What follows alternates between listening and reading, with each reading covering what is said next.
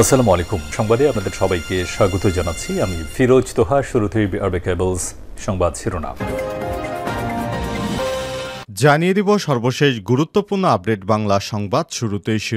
শুরুতেই জানিয়ে দিব বরিশালে আওয়ামী লীগ এবং যুবলীগ নেতাকে বেধড়ক পিটুনি। আজ বরিশাল সিটি কর্পোরেশনের ১০ নং ওয়ার্ডের কাউন্সিলর এবং আওয়ামী লীগ নেতা জয়নুল আবেদিন এবং ২১ নং ওয়ার্ড যুবলীগের সাধারণ সম্পাদক শাহরিয়ার সচিব রাজীবকে আদালত প্রাঙ্গণে বেধড়ক পিটিয়েছে বিক্ষুব্ধ জনতা। এরপর জানিয়ে দিব পোশাক শ্রমিকদের মজুরি বাড়ানোর বিষয়ে মালিকদের না। পোশাক শিল্প খাতে বিদ্যমান অস্থিরতা এবং সমস্যা নিরসনে সরকারের কাছে ১৮টি দাবি উত্থাপন করেছে শ্রমিক পক্ষ। এদের মধ্যে মজুরি বোর্ড পুনর্গঠন করে মজুরি পুনর্নির্ধারণ এবং বাৎসরিক ন্যূনতম ১০% ইনক্রিমেন্টের বেতন বৃদ্ধি দাবি ছিল, তবে সেই দাবি মেনে নিতে অস্বীকৃতি জানিয়েছে মালিক পক্ষ। এবারে জানাবো সাজেকে খাবার এবং বিশুদ্ধ পানির সংকট চরমে। রাঙামাটির সাজেকে গেল ৪ দিন ধরে বিদ্যুৎ না থাকায় জ্বালানি ফুরিয়ে যাওয়ার পর খাবার এবং বিশুদ্ধ পানির তীব্র সংকট দেখা দিয়েছে। আজ উপজেলা নির্বাহী অফিসার শিরিন আক্তার বিষয়টি নিশ্চিত করেছেন। এবারে জানাবো এবার প্রকাশ্যে এলেন ছাত্র শিবিরের ঢাবি শাখার সভাপতি এবং সেক্রেটারি জেনারেল। দীর্ঘ এক যুগেরও বেশি সময়ের পর ঢাকা বিশ্ববিদ্যালয়ে প্রকাশ্যে এসেছেন ছাত্র শিবিরের নেতারা। রোববার ঢাকা বিশ্ববিদ্যালয়ের উপাচার্যের সঙ্গে বৈঠক করে প্রকাশ্যে আসেন ঢাকা বিশ্ববিদ্যালয় শাখা শিবিরের সভাপতি সাদিক কায়েম। তিনি বিশ্ববিদ্যালয় রাষ্ট্রবিজ্ঞান বিভাগের ২০১৬-১৭ শিক্ষাবর্ষের মাস্টারদা সূর্য সেন হলের ছাত্র। এদিকে ভারতে পাচারের সময় ১,০০০ কেজি ইলিশ জব্দ করল সেনাবাহিনী। ব্রাহ্মণবাড়িয়ার কসবা হয়ে ভারতে পাচার হওয়ার সময় ১,০০০ কেজি ইলিশ মাছ জব্দ করেছে বাংলাদেশ সেনাবাহিনী। আজ বিকেলে পিকআপে করে ভারতে পাচারের উদ্দেশ্যে যাওয়ার সময় উপজেলার বিনাউটি ইউনিয়নের আদ্রা এলাকা থেকে মাছগুলো জব্দ করা হয়। এবং সর্বশেষ জানিয়ে দিব লেবাননে ইসরায়েলি হামলায় নিহত বেড়ে প্রায় ২০০। লেবাননে ইসরায়েলের ভয়াবহ বিমান হামলা চালিয়েছে।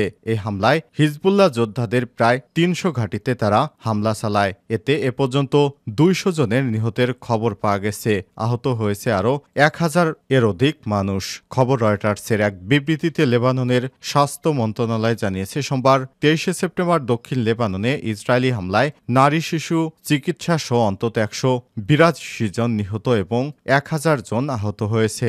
এর আগে লেবাননের স্বাস্থ্য মন্ত্রণালয় জানিয়েছিল, সোমবার ইসরায়েলি হামলায় নারী, শিশু এবং চিকিৎসক সহ কমপক্ষে ১০০ জন নিহত হয়েছে এবং নিহতের সংখ্যা পর্যায়ক্রমে বাড়ছে।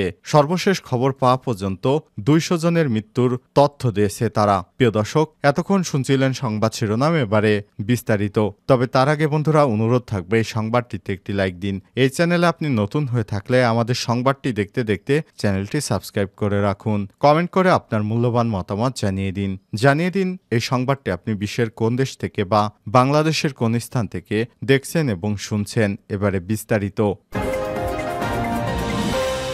বরিশালে আওয়ামী লীগ এবং যুবলীগ নেতাকে বেধড়ক পিটুনি। বরিশাল সিটি কর্পোরেশনের ১০ নং ওয়ার্ডের কাউন্সিলর এবং আওয়ামী লীগ নেতা জয়নুল আবেদিন এবং ২১ নং ওয়ার্ড যুবলীগের সাধারণ সম্পাদক শাহরিয়ার সচিব রাজীবকে আদালত প্রাঙ্গণে বেধড়ক পিটিয়েছে বিক্ষুব্ধ জনতা। সোমবার ২৩ সেপ্টেম্বর দুপুরে বরিশাল নগরীর আদালত প্রাঙ্গণে এই ঘটনা ঘটে। প্রত্যক্ষদর্শী সূত্র থেকে জানা যায়, বরিশাল জেলা আওয়ামী লীগের সহ-সভাপতি, বরিশাল ৫ আসনের সাবেক এমপি এবং প্রাণী সম্পদ প্রতিমন্ত্রী জাহিদ ফারুক শামীমকে রোববার ঢাকা থেকে গ্রেপ্তার করে আইনশৃঙ্খলা বাহিনী। গ্রেপ্তার হওয়া পানি সম্পদ প্রতিমন্ত্রী জাহিদ ফারুক শামীমকে সোমবার বরিশাল আদালতে সোপর্দ করার খবরে সেখানে গিয়ে উপস্থিত হয় আওয়ামী লীগের সদস্যরা। তখন বিক্ষুব্ধ জনতা, কাউন্সিলর এবং আওয়ামী লীগ নেতা জয়নুল আবেদিন এবং ২১ নং ওয়ার্ড যুবলীগের সাধারণ সম্পাদক শাহরিয়ার সচিব রাজীবকে বেধড়ক মারধর করা হয়। মারধরের শিকার হয়ে দৌড়ে পালিয়ে যায় কাউন্সিলর জয়নুল রাজীব একাধিক স্থানের বাসিন্দাদের সঙ্গে কথা বলে জানা গেছে ১০ নং ওয়ার্ডের জয়নালের আছে সন্ত্রাসী বাহিনী, যারা গত ১৫ বছরে কেডিসি এলাকায় মাদকের বিষ ছড়াচ্ছে। এছাড়াও ১০ নং ওয়ার্ডের কেউ কোনো স্থাপনা কিংবা ব্যবসা পরিচালনা করতে হলে জয়নাল বাহিনীকে চাঁদার টাকা না দিলে হামলা ভাঙচুর চালায় জয়নালের বাহিনী। কয়েকদিন আগেও কাউন্সিলর জয়নাল এবং তার বাহিনী বিভাগীয় ট্যাঙ্কলি সমিতির কোষাধ্যক্ষকে চাঁদা না দেওয়ার অভিযোগে মারধর করে। ওই মারধরের প্রতিবাদে সড়ক অবরোধ করে কর্মবিরতিতে গিয়েছিল শ্রমিকেরা। পরে সেনাবাহিনী পুলিশ চাঁদাবাজির আইনের আওতায় আনবে জানালে শ্রমিকেরা কর্মবিরতি প্রত্যাহার করেছেন। পোশাক শ্রমিকদের মজুরি বাড়ানোর বিষয়ে মালিকদের না। পোশাক শিল্প খাতে বিদ্যমান অস্থিরতা এবং সমস্যা নিরসনে সরকারের কাছে ১৮টি দাবি উত্থাপন করেছে শ্রমিক পক্ষ। এদের মধ্যে মজুরি বোর্ড পুনর্গঠন করে মজুরি পুনর্নির্ধারণ এবং বাৎসরিক ন্যূনতম ১০% ইনক্রিমেন্ট বেতন বৃদ্ধির দাবি ছিল। তবে সেই দাবি মেনে নিতে অস্বীকৃতি জানিয়েছে মালিক পক্ষ বিজিএমইএ। সোমবার ২৩ সেপ্টেম্বর বিজিএমইএর উত্তরা অফিস থেকে জরুরি সাধারণ সভায় সিদ্ধান্তের কথা জানায় সংগঠনটি। কারণ হিসেবে তারা বিদ্যুৎ ও গ্যাসের মূল্য বৃদ্ধি, শিল্পের অক্ষমতা এবং উৎপাদন খরচ বৃদ্ধির কথা উল্লেখ করেছেন। এর আগে দুপুরে শ্রম এবং কর্মসংস্থান মন্ত্রণালয়ের এক সভায় ১৮টি দাবি উত্থাপন করে শ্রমিক পক্ষ। এতে সভাপতিত্ব করেন শ্রম এবং কর্মসংস্থান সচিব এইচ.এম. শফিকুজ্জামান। শ্রমিকদের দাবিগুলোর কয়েকটি হল মজুরি বোর্ড পুনর্গঠন, শ্রমিকদের ন্যূনতম মজুরি পুনর্নির্ধারণ করতে হবে, যেসব কারখানায় ২০২৩ সালে সরকার ঘোষিত নিম্নতম মজুরি এবং এখনও বাস্তবায়ন করা হয়নি তা দ্রুত বাস্তবায়ন করতে হবে, শ্রম আইন সংশোধন করতে হবে, কোনো শ্রমিকের চাকুরি ৫ বছর পূর্ণ হওয়ার পর চাকুরি থেকে অব্যাহতি দিলে চাকরিচ্যুত হলে একটি বেসিক সম্মান অর্থ প্রদান করতে হবে। এর মানে সাংঘর্ষিক শ্রম আইনের ২৭ ধারা সহ ধারাগুলো সংশোধন করতে হবে। ৫. সকল প্রকার বকেয়া মজুরি অবিলম্বে পরিশোধ করতে হবে। হাজিরা বোনাস ২২৫ টাকা, টিফিন বিল ৫০ টাকা, নাইট বিল ১০০ টাকা সব কারখানায় সমান হারে দিতে হবে।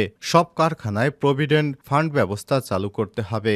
বেতনের বিপরীতে বাৎসরিক ইনক্রিমেন্ট ন্যূনতম ১০% নির্ধারণ করতে হবে। শ্রমিকদের জন্য রেশনিং ব্যবস্থা চালু করতে হবে।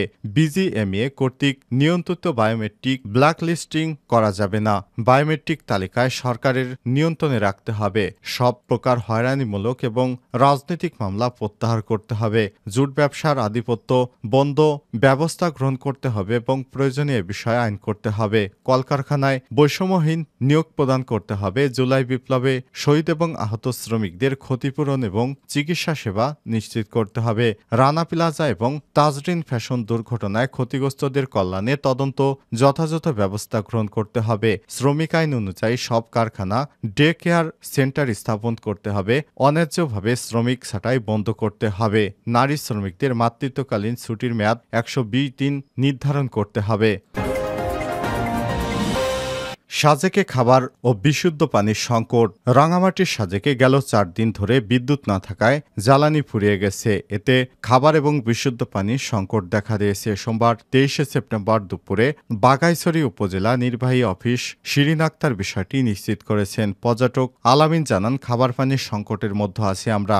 গত ২ দিন ধরে বিদ্যুৎ এবং নেটওয়ার্কও নাই। এখানে অকটেনের মাধ্যমে যে জেনারেটর চলে তার জ্বালানি ফুরিয়ে গেছে। হোটেলেও খাবার নেই। জীবন বাঁচাতে আমরা ঝর্ণার পানি খেয়ে বেঁচে আছি। খুব ভয়াবহ অবস্থায় আছি। এই মুহূর্তে আমাদের একটাই চা, সুস্থভাবে বাসায় ফিরে যা। সাজেকে কটেজ ব্যবসায়ী নাম প্রকাশ না করা সত্ত্বে জানান, গত ১৮ তারিখে দিঘিনালায় সংঘর্ষের ঘটনার পর থেকেই বাঘাইছড়ির সাজেক কোথাও বিদ্যুৎ নাই, যার ফলে ব্যবহার এবং খাবার পানি ও খাবার সংকট দেখা দিয়েছে। হোটেলগুলোতেও পর্যাপ্ত খাবার নাই। সাজেক কটেজ মালিক সমিতির সভাপতি সুপর্ণ দেব বর্মন জানান, খাবার ও পানি সংকট নিরসনে আমরা কাজ করছি। সেনাবাহিনীর সহযোগিতা নেওয়া হচ্ছে। আশা করি দ্রুতই সবকিছু স্বাভাবিক হবে। শিবিরের ঢাবি শাখার সভাপতি সেক্রেটারি জেনারেল প্রকাশ্যে। দীর্ঘ ১ যুগেরও বেশি সময় পর ঢাকা বিশ্ববিদ্যালয়ে প্রকাশ্যে এসেছেন ছাত্র শিবির। রোববার ঢাকা বিশ্ববিদ্যালয়ের উপাচার্যের সঙ্গে বৈঠক করে প্রকাশ্যে আসেন ঢাকা বিশ্ববিদ্যালয় শাখা শিবিরের সভাপতি সাদিক কায়েম। তিনি বিশ্ববিদ্যালয়ের রাষ্ট্রবিজ্ঞান বিভাগের ২০১৬-১৭ শিক্ষাবর্ষের মাস্টারদা সূর্য সেন হলের ছাত্র। রোববার ঢাবি শাখা শিবিরের সেক্রেটারি জেনারেল পরিচয়ও জানা যায়। তিনি সমাজ কল্যাণ এবং গবেষণা ইনস্টিটিউটের 2017-18 শিক্ষাবর্ষের SM ফরহাদ বিশ্ববিদ্যালয় ক্লাস শুরুর আগের দিন শনিবার 10 ছাত্র সংগঠনের সঙ্গে বৈঠক করেন বিশ্ববিদ্যালয়ের উপাচার্য অধ্যাপক নিয়াজ আহমেদ খান সহ শীর্ষ প্রশাসন। এ সময় শিবিরের পক্ষ থেকে বৈঠকে যোগ দেন সভাপতি সাদিক কায়েম এবং সাহিত্য সম্পাদক রেজাউল করিম শাকিল। পরে বের হয়ে গণমাধ্যমের সামনে কথা বলেন তিনি। এরপর ফেসবুকে একটি পোস্টের মাধ্যমে নিজের পরিচয় প্রকাশ করেন তিনি। সাদিক কায়েমের পরিচয় প্রকাশের পর ফেসবুক জুড়ে আলোচনা শুরু হয়। এর আগে বৈষম্যবিরোধী ছাত্র আন্দোলনের প্রথম কমিটিতে সমন্বয়ক ছিলেন সাদিক কায়েম। তাকে আন্দোলনে সক্রিয় অংশগ্রহণকারী হিসেবে জানতেন সবাই। 5ই আগস্ট আওয়ামী লীগ সরকার পতনের পর বঙ্গভবনে অন্তর্বর্তীকালীন সরকার গঠনের শপথ গ্রহণ অনুষ্ঠানেও গিয়েছিলেন সাদিক কায়েম। সাদিক কায়েম প্রকাশ্যে আসার পর সেক্রেটারি জেনারেল পরিচয় দিয়ে জল্পনা কল্পনা শুরু হয় সামাজিক যোগাযোগ মাধ্যমে। এরপর রোববার সেক্রেটারি জেনারেল SM ফরহাদের পরিচয়ও জানা যায়, যদিও ফরহাদ নিজ থেকে তার পরিচয় প্রকাশ করেননি কোথাও। এদিকে সাদিক কায়েম গণমাধ্যমকে বলেছেন, ঢাকা বিশ্ববিদ্যালয় ছাত্র শিবিরের কমিটি খুব দ্রুতই প্রকাশ করা হবে। বিগত 15.5 বছর ফ্যাসিবাদী সরকার তাদের আন্ডারগ্রাউন্ড পলিটিক্স গোপনে রাজনীতি করতে বাধ্য করেছে।